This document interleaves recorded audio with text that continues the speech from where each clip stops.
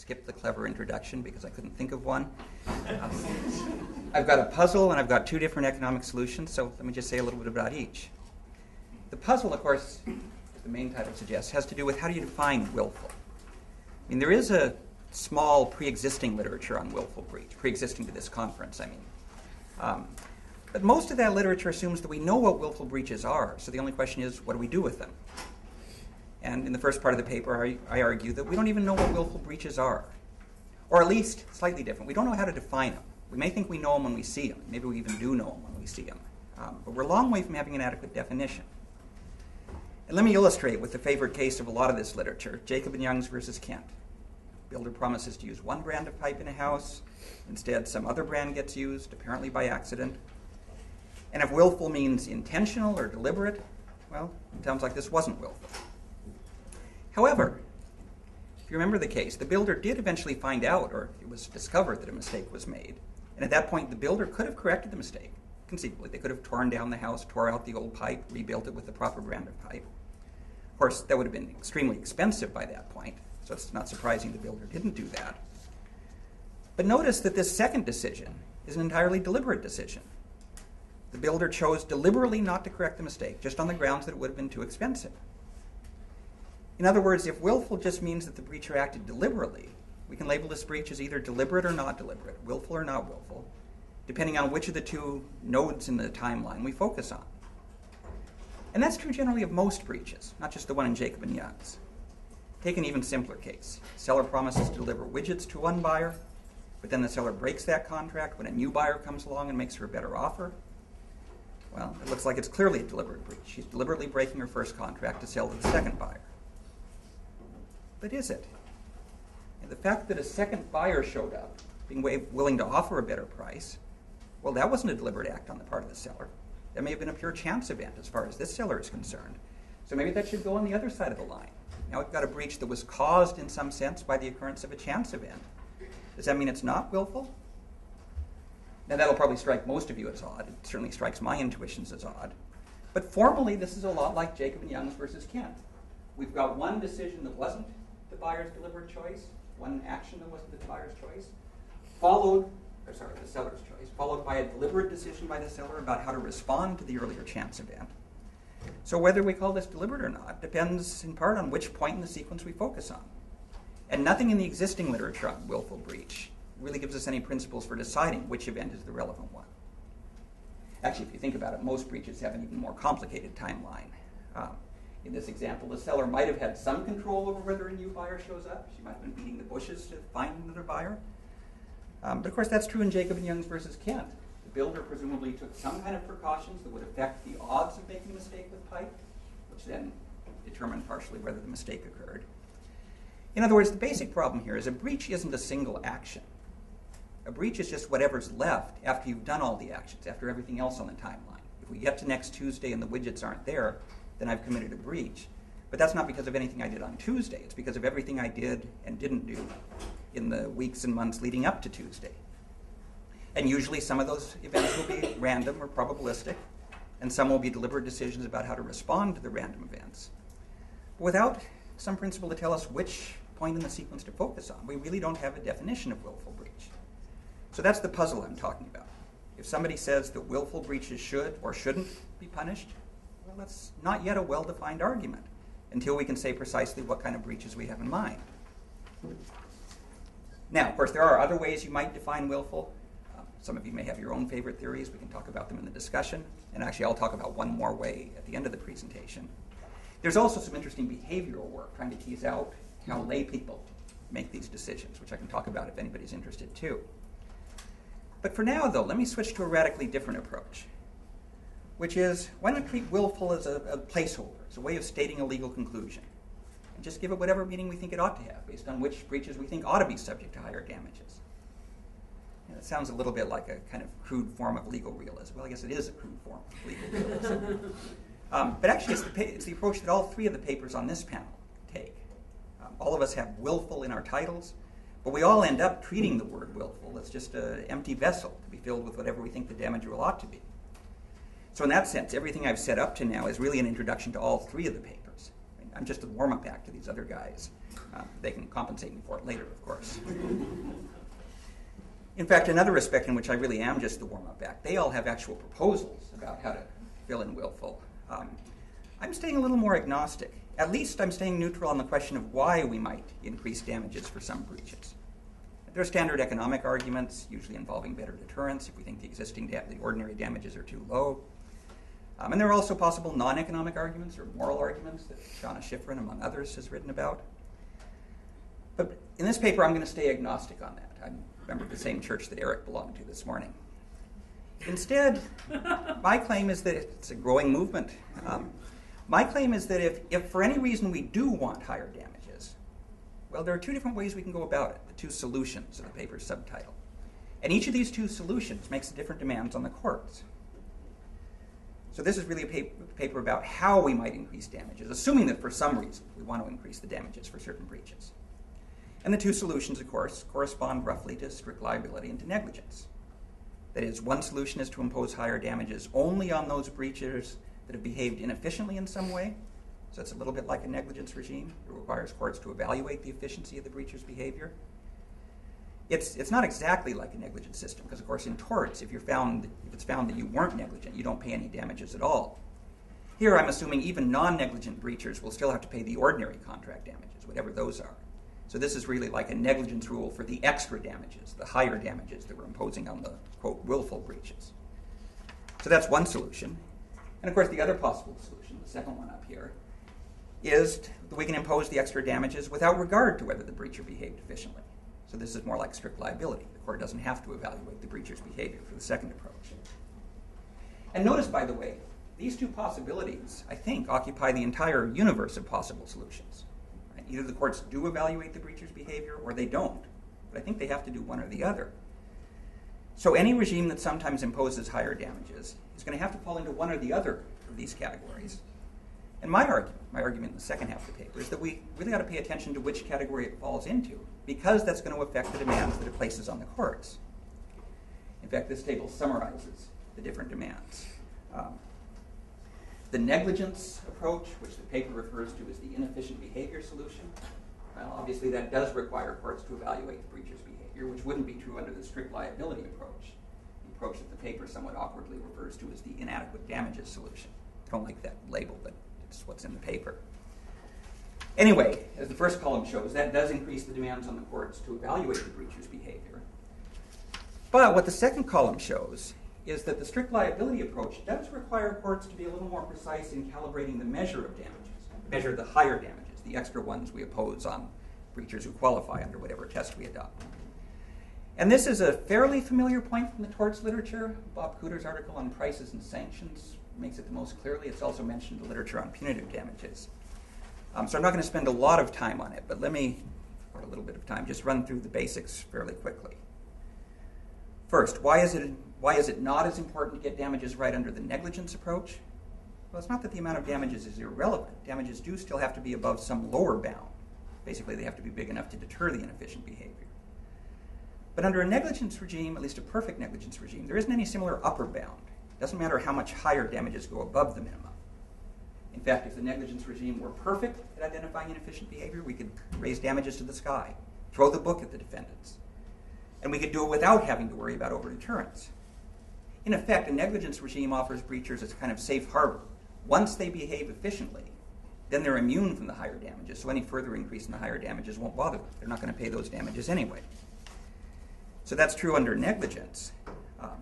But it's not true under strict liability. If the higher damages apply to any breach, however the breacher behaves, well, then we've taken away that safe harbor. So every time the damages are raised a little further, every breacher, even the efficient ones, are going to have to worry about that. Now, that might be a good thing. If our normal damages are too low, if they're below whatever the optimal damages are, well, then maybe we want to increase the damages. We want those people to pay attention more. But if we keep on increasing the damages, if we get up to excessive damages, well, then we do have to worry about over-deterrence and higher prices to reflect the liability costs and all the other things we usually worry about. At least that's what we have to worry about under strict liability. But under negligence, it's not such a problem because the breachers who behave efficiently won't be paying those higher damages. So that's the basic point from the torts literature. Just to be a little more clear about the way it applies to contracts, or the way it applies especially to augmented damages in contracts. Let me say a little bit more about the kinds of behavior that might have to be evaluated in a negligence regime. When I talk about the efficiency of the breacher's behavior, I don't necessarily mean an inefficient breach. Committing an inefficient breach is one way to behave inefficiently. It's not the only way. In fact, I think a lot of this literature tends to focus too exclusively on an inefficient breaches without regard to the other possible forms of inefficiency. Because there are other forms, of course. You could take inefficiently low precautions against risks that might lead to breach. It's roughly the dissenting judge's view in Jacob and Youngs versus Kent. Or even if the breacher has done everything she can to reduce the odds of a breach, well, maybe the remaining risk is still so high that this contract shouldn't have been signed in the first place. George Cohen, among others, has written about this. And there's other possibilities, too. This isn't even an exhaustive list. Still, the basic point holds for all of these kinds of efficiency. If courts are able to tell whether the breacher behaved inefficiently in any of these ways, then they can throw the book at that breacher. Capital punishment if needed. And they can do that without interfering with the efficient breachers because, of course, they're not going to be subject to the capital punishment if the courts are good at telling the difference between those who behave efficiently and those who don't. But that's obviously a big if. In fact, that problem may be, in some respects, even more severe than I've indicated so far. Because if we're talking about negligence as a trigger for extra large damages, capital punishment in the extreme case, well, to really make that work, it's not even enough if courts always get it right after the fact, at trial. Instead, for this to really work, potential breachers have to know in advance that the court is going to get it right, know that they won't be subject to the extra damages if they behave efficiently. I mean, in that respect, getting damages right is actually a little bit easier. To get the damages right, they really only need to be right on average or in expected value terms. But it isn't enough to be right on average when you're judging negligence, when you're evaluating the efficiency of a defendant's behavior. Because being right on average still means that you're wrong maybe as much as half of the time. And as long as potential breachers know there's a chance they might be liable even if they behave efficiently, well, then even breachers who behave efficiently are going to have something to worry about. So they'll have to raise their prices to reflect that risk and take extra precautions, et cetera, et cetera. Actually, the effect, well, I'll leave that. I want to save time for discussion. So anyway, those are the two different demands that each of the regime places on the courts. What I wanted to do in the last couple of minutes is go back and look at one more way of defining a willful breach or a culpable breach more generally. In particular, let me say a little bit about opportunistic breaches. Now, opportunism can be defined in a lot of different ways. This is a very general definition from one of George's articles.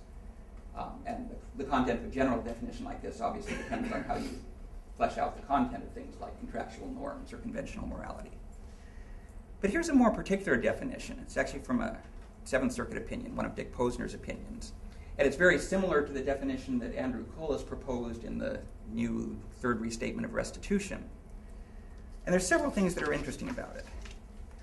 One, you notice this definition contrasts involuntary breaches with opportunistic ones, suggesting that for a breach to be opportunistic, it must at least have been voluntary. Well, I'm not going to say too much about that because voluntary is a lot like deliberate. We've already talked about that. You can get examples where some of the events were involuntary, some of them were voluntary. Does that make the breach involuntary? I don't know, but I've already talked about that difficulty. For now, a more interesting point is that this definition also contrasts efficient breaches with opportunistic breaches, which may suggest that if a breach is efficient, then by definition it's not opportunistic. But then there's this bit towards the end about an opportunistic breach as one that exploits the inadequacy of damages. And exploits is another one of these phrases that, of course, is notoriously difficult to define. So let me describe the question I'd want to ask. Suppose we've got a promisor who commits a breach, he fails to perform, and suppose ordinary damages are inadequate, just stipulated. So this breacher gets off without paying as much as in some sense she should. So in that sense you could say she's exploiting the inadequacy of the damages. However, suppose that this breacher actually behaved efficiently in every respect. The breach itself was efficient, she took the efficient level of precaution, she investigated all the risks, and so on. Well, that means that she has behaved in the same way she would have behaved if the damages had in fact been optimal, if they hadn't been inadequate, because optimal damages should induce efficient behavior. So even though the damages are inadequate in this case, her behavior, for some reason, wasn't affected by that inadequacy. Well, does that mean she's exploiting the inadequacy? Or is the inadequacy sort of irrelevant here because it didn't affect her behavior? Again, there's lots of different ways you can define exploit. Either of these definitions doesn't do violence to the meaning of the word. But it seems to me there's really only two possibilities here, two possibilities that are relevant because they correspond to the two solutions I discuss in the paper. First, if even efficient breachers can be deemed to be exploiting the inadequacy of the damages, well, then courts had better make sure the damages are calibrated right, because now we're back into the strict liability approach. They can raise the damages up to whatever level is optimal. In fact, they ought to raise it up that much. But we don't want them going too far beyond that. Alternatively, if we decide that efficient breaches can't be opportunistic, as the original quotation kind of suggested, well, then it's more like what I've been calling negligence. Then we can throw the book at any remaining breachers, as long as we're confident the courts have been able to screen out the efficient ones, so we're only throwing it at the breachers who behaved inefficiently. So the moral I draw from this is that what is the moral I draw from this? I think the trouble with a lot of the existing literature, at least the contracts literature, this may be better understood on the tort side, but in the contracts literature, we tend too quickly to slip into using terms that make it easy to be unclear about which solution we're actually proposing. We talk about willful breaches without defining willful. Or we talk about opportunistic breaches or exploitative breaches without really pinning down that definition. And what we're overlooking is that most of these terms like willful or opportunistic or exploitative, most of these terms, as they're applied, are either going to reflect an implicit negligence regime, or they're not going to succeed in reflecting an implicit negligence regime, in which case they're implicitly reflecting what I'm calling strict liability. But if we're not clear about which regime the term is implicitly reflecting, then we can't possibly be clear about what demands we're placing on courts. So that's the warm-up act. I could turn it over to the next papers right now, but I guess we should have discussion.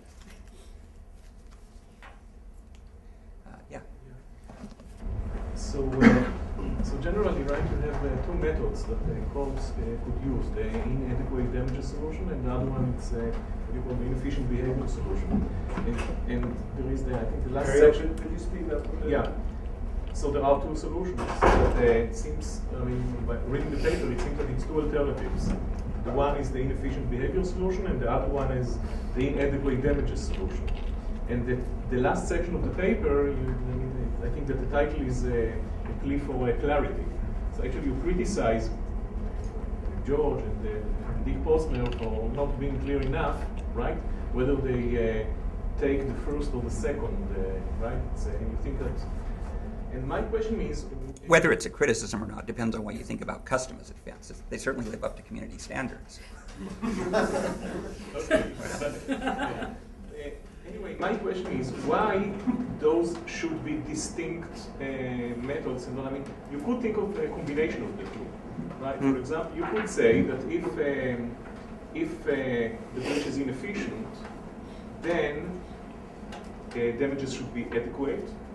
While if it's inefficient, while if it is efficient, then even if it would be less, then it wouldn't be so bad, right? So you could actually make those two methods actually one. You could certainly combine them by saying courts evaluate the breacher's behavior and then they try to get the damages at the optimal level. The distinction I want to make, though... But only with respect to the inefficient. That is, we don't impose any extra liability at all unless it was negligent. The distinction I want to make, though, really has to do not so much with what the courts say the standard is, or even what a scholar says the standard is, but with whether courts succeed in evaluating the breacher's behavior accurately, in the strong sense of accurately that I talked about a few minutes ago. If they do succeed in that, then we might still want them to keep the damages down anyway, for reasons of fairness or justice or lots of administrative incentives to sue type reasons. But as long as they're evaluating the breacher's behavior accurately as the threshold question, they don't have to do that as far as any of the effects I'm concerned about from a contract scholar standpoint. Whereas if they don't succeed in doing that accurately, then I want to say they better spend a lot more time than I would otherwise tell them to on getting the measure of damages right. And that's sometimes hard. Yeah. So the distinction between the two models isn't so much a conceptual one, although it can certainly be put in those terms, but it's really more a question of what's the implication of the way the legal system operates on this first question. What is the implication of that on what the legal system ought to do with respect to the second question? But maybe some clarification would help me at least. With the negligence, you say that calibrate damage is precisely less, right? Less important than adverse strict liability. But this is right as long as it's higher than the right. But if the error is to the other way around, like if courts would allow less than damages, then actually you should calibrate damages precisely. Otherwise, the breaching party would have deficient incentive. Yeah, that is, either of these regimes won't work well if damages are below some minimum. Right. So I didn't list that up here because it's the same in demands of places. It is definitely important. And of course, since existing contract law, I think, and a lot of people think, does fall below that, in a sense, that's the first order problem, but that's already been written about so much. It's this small branch of the literature that says that, well, in some cases, maybe we got to go even higher. That's really the literature that I'm addressing. Yeah. Maybe I've misunderstood, but I don't quite understand why, at least I thought I heard you say that the negligence rule doesn't have the capacity to over-deter, to chill behavior. Was that correct? If it's applied, if courts are right in identifying what behavior is efficient or not. Well, because if the efficient breacher automatically gets off the hook, then there's no reason for her to modify her behavior any further. But doesn't that, I guess.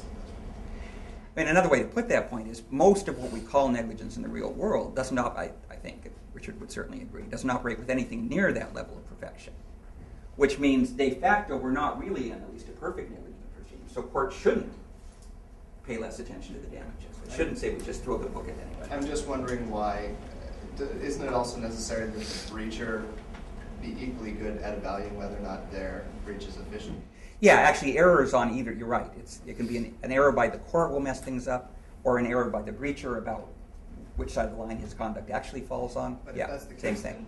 Then wouldn't a higher possible damage award have the tendency to make sure that the breacher would that chill from that marginal area around efficient breach? Yeah, as long as there's errors from either of those two causes, then you will get over deterrence or possibly under deterrence, but more likely over when we're talking about big damages. Chip? So if you're the warm-up act, this might be a warm-up question. Could you go back to your slide of the timeline? Got a lot of them, but I mean different timelines. Will this one do? Yes, it will. Okay. So in Jacob and Young's, isn't it true that in the case the breach wasn't discovered until after the homeowner had been living in the house for several months? So the builder didn't really have the choice to voluntarily not to replace the pipe in that particular case? I mean, I can imagine the hypothetical where it's that way.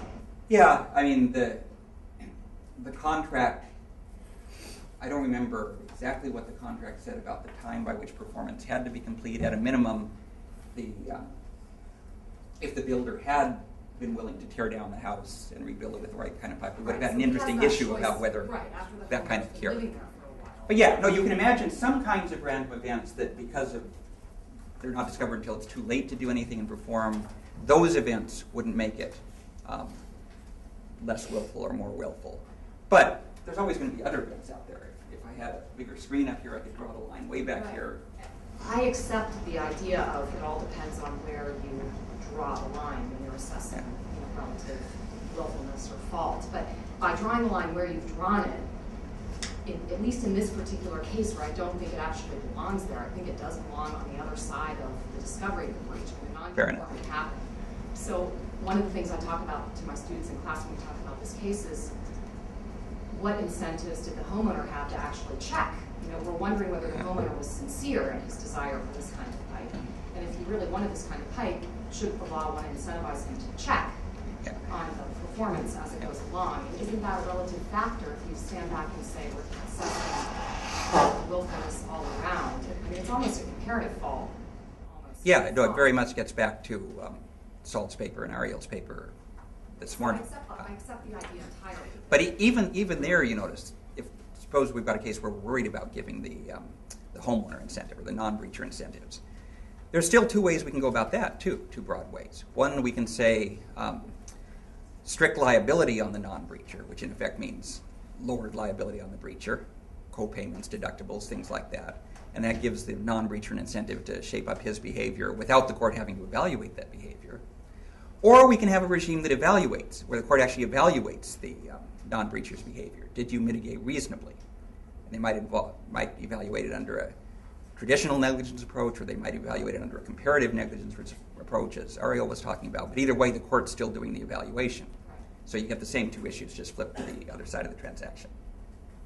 Yeah, a couple of just questions about the. By the way, shouldn't really accuse you of living up to industry standards. Your earlier article certainly advanced the discussion of that well beyond what it was before. I just want to make sure I understand it. There's one way you sort of seem to be talking about the distinction in your paper, and you didn't emphasize it today. And I just want to clarify, whether you really mean this or not, because I don't think you do. But it almost sounded like in the paper you were distinguishing between the negligence, what you call the negligence and the strict liability approaches, as one sort of backward-looking and one being forward-looking. That one requires an evaluation of the actual behavior of the parties, and one is an incentive. And that those, I mean, to me, it sounded like one is focusing on what's already happened, and one is what you want people to do in the future.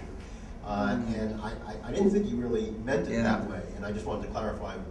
No, I don't think I do. That is, I mean, like most of the law and economics tradition, I think of both of them as being good or bad based on what they're going to do for the future incentives going forward. So I think of both of them as forward-looking in that respect. Now, it is true, of course, that a negligent system deciding whether a breacher behaved inefficiently in the case is going to have to involve a backward inquiry. Strict liability either isn't going to involve an inquiry at all, or will involve an inquiry into things like, was this an ultra-hazardous activity in torts, things that don't require an evaluation of the behavior itself. So it would be different costs of evaluating. Courts may be able to do it better, but no, in fact, I'm going to have to check the paper now because I don't want to give the sense that this is a corrective justice approach. It's not that this would be irrelevant to somebody who wanted higher penalties for corrective justice. The effects that we've been talking about, over deterrence or not, depending on where the damages are set and how the court does the evaluation, those effects are going to be present regardless of the motive that's for doing it. So in this respect, I'm agreeing very much with Saul. I just have one additional thing, and that is, the other thing I just wanted to ask about in terms of clarifying is, you talked about under the strict liability view, you need to be able to measure damages precisely.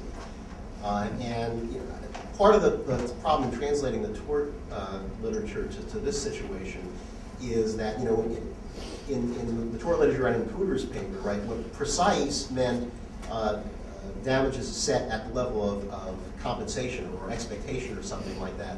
When you say precise, I think you're having in mind, you're making some preliminary determination of the nature of the breach, and then you set the damages in some way. Well, once you do that, to the extent that you're going to be deciding on what the nature of the breach is, you're doing the same thing you're doing under the negligence standard. That is, you have to make some kind of judgment about whether the behavior is efficient or inefficient. So it's not quite the same thing. I think you may. I was with you until the end there. Okay. Well, I mean, it's you have to decide when it's in a willful category or not a willful category, and then you're going to set damages. But you're saying you're going to make adjustments, or you're characterizing it as making adjustments to damages that are put in some category, however it's defined. Yeah. Right. But defining that category may involve exactly the same question as defining the negligence that you have in the first category. That is, only if the category is defined in terms of the efficiency of this breacher's behavior, right. So, which it needn't be. The category might be sales contracts versus consumer contracts,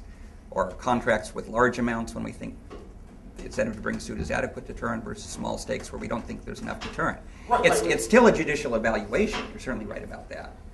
But it's not necessarily an evaluation of the same thing. No. If you're doing like the punitive damage thing, where you're taking into account the likelihood of detection and that kind of stuff, then and that's really what I have in mind. This isn't talked about so much in the paper, but the kinds by optimal damages under strict liability, I don't necessarily mean compensatory damages. We might adjust it, well, as we were just discussing, to give incentives to the party on the other side of the transaction, like Saul and Ariel talked about. We might adjust it because we don't think people want full insurance against non-pecuniary losses, which requires to revisit the exchange between Roy and Eric earlier. We might want to adjust damages to compensate for imperfect enforcement, which lots of people have talked about, including the next paper on the program. And these are all difficult to calculate. In fact, I think sometimes the difficulties are underestimated. What measure best balances the desire for insurance and the desire for incentive to take precautions? Well, you can define it mathematically, but it's hard to do in practice. Or what measure best adjusts for the imperfect enforcement? That turns out to be really tricky too. So I'm not saying these are qualitatively different in the sense of easier or harder, but they do require courts to ask different questions, different equally difficult questions. And that's why I really want people to be clear about which category any given proposal falls into, to know which questions the courts are going to have to ask. Yeah, I'm not nearly as troubled by this distinction as you are, and I think that the answers are actually... The distinction between the two solutions? Willful and non-willful breaches. Okay. When I think of the way in which you did this with Jacobs and Kent, you have an initial decision which is made in ignorance, and then the only decision thereafter is, quote, voluntarily. And of course, there's a long tort tradition on this issue where we distinguish very sharply between willful and voluntary. For example, with, I might add, similar difficulties, but that's a different paper. No, I think with similar clarity. That's so you take the case in which you want to talk about a willful action. It's a sort of the standard of care that's used for guest statutes. You have to be sort of shashing down the road, having a gay old time, not worrying about anything in particular, and that's willful damages. And then the question of just how much above gross negligence you have to be. And the voluntary case is the situation in which you have somebody who puts a gun at your head, and then what you decide to do is to shoot somebody else. You try to defend on the ground that you didn't do it, and somebody said it was voluntary but coerced. And then the issue is whether the coercion is a defense or whether it gives you an action over against the third party. And that's the A makes B do C type situation. So looking at all of these cases, I think that the kind of definition that Patricia Marshall had, though not linguistically perfect, is pretty close to the mark. It's the initial decision that matters, and that the key point about willfulness is that in the case where you don't fix it later, you do have an excuse for not fixing it because you know the costs are extremely high, and that I don't think anyone has much difficulty in distinguishing between the two cases that matter. It's where at time one you see the two pipes, you say, well, this is Reading and this is Cohoes, they want Cohoes, I'm giving them Reading, and you put it in there. That becomes the willful breach, and then the second decision not to rip it out is simply fixed by the first one. So in all the cases I think that you've given, I think the question of freedom from adverse consequences on making a deliberate choice is the test. So that, I don't see the problem. I don't see it in willfulness in dealing with the guest statutes. I don't see it willfulness in dealing with aggravated damages in workers' compensation cases where, again, it has a relatively stringent standard. So why is it that we have to defy ordinary language when we have all these signposts which seem to point pretty unambiguously to one and not the other? Okay, well, let me give two answers. One that I'm less interested in, but I'll just repeat. I don't think you've yet given a definition. Even saying things like focus on the initial decision. Well, there are lots of decisions back even here where we can focus on. Well, the initial decision in that case was the substitution deliberately and without justification. See, yeah, we pick one of the decisions that's somewhere on the timeline, and we say that's the initial decision. But that really leads me to the second answer that I think is more relevant to, or at least more interesting and probably more relevant. It is true that faced with examples like this, or the seller who reaches to a buyer who offers her a better price, most people don't have any trouble coming to an intuitive answer. They say, this is willful, or this is not willful. And I think you don't have any trouble coming to an intuitive answer. The willful breach thing, yeah, I mean, the industry rules on this, you did it perfectly clear. You make a willful breach, you get thrown out of the trade. You make a breach which is inadvertent, you stay in there. And so the doctrine of efficient breach, which economists champion, turns out to be grounds for expulsion in any sane world. But I don't think it's wrong. Yeah, I know you don't. I know, I've got that. If you actually study, at least lay people, what their intuition seemed to be based on. I mean, there's starting to be some work done on this. It's still very early, and I don't want to put a lot of reliance on it. But for instance, one of the things they found is that these are surveys where you ask a bunch of people and you describe little vignettes of a case. One of the things they found is that if the breach was committed to avoid a loss, people tend to be more forgiving than if the breach was committed to achieve a gain. Yes, right. So for instance, Jacob Youngs versus Kent, since this decision was to avoid a loss, my earlier example was to achieve a gain, to make more profits. But that's the coercion point. I mean, that's exactly the point I was making. So I think the ordinary language guys got it right. I think it's you that. Yeah. Well, your argument makes it more difficult. Here's the question, though. Why should that be the difference that the law follows? Because what happens is that If the law makes that the distinction, then it's going to... the standard Aristotelian count of voluntariness, which is if you're doing something for cupidity as opposed to something under coercion, they're two very different things. So, for example, if you want to just take another version of it in the remoteness of damage literature, somebody... well, let's stick with this version. What? Let's stick with this version because the point. What happens is when you're doing it for gain, the degrees of freedom are vastly larger than in those cases where you're doing it subject to external coercion. Yeah, and but that's what does. That's the excuse language. That's why malice is never defined as simply an intention to harm. It's got without lawful justification or excuse, which are not valid. Well, ask the question this way: if we draw the line based on whether it's gain or loss, are we still going to use the higher penalties against some breachers who behaved efficiently? Yeah, well, I'd have to see the particular cases, but I think yes, I think And most of the cases. if we are, then we're going to get the bad effects that I worried about. It's really the only point. Well, you could always contract away from it, and I don't think you always will. I mean, certainly people actually contract in the opposite direction. The fear is undercompensation through expectation damages because you can't put the system together.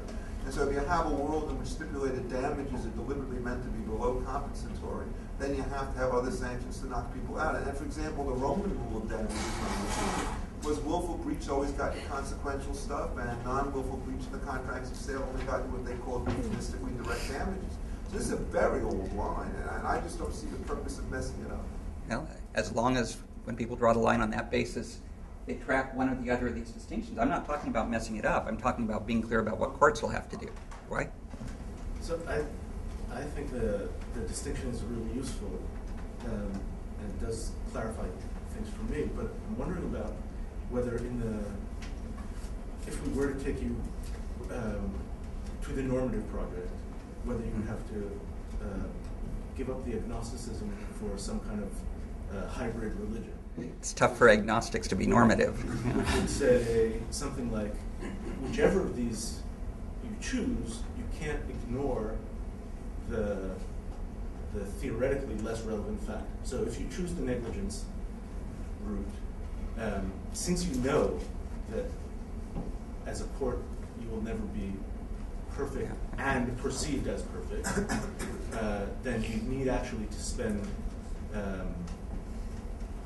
more rather than less also calibrating damages, because you will do damage. And the same thing goes for the strict liability the opposite way, and that maybe what you should be looking for there is some kind of some other kind of safety valve, say contributory negligence or comparative fault. No, that's certainly fair. In fact, it's a little bit like Ariel's question earlier about combining the two. Another way to put it is that even though I've talked about these as two discrete regimes or solutions, it's really a matter of degree. You can have a perfect, absolutely perfect negligence system, and that's the strongest case that I talked about, that is the theory talks about. Well, suppose we shade into an imperfect negligence. It can be a little bit imperfect. One in every 1,000,000 cases, somebody who was a little bit, only barely efficient gets tagged. Well, that creates some problems, but it's not huge. Or as this gets sloppier and sloppier, and now people who behaved efficiently are being held liable right and left, now we've really got to worry about the damages. So yeah, maybe a sliding scale along the two dimensions. It's just that that's really hard to graph.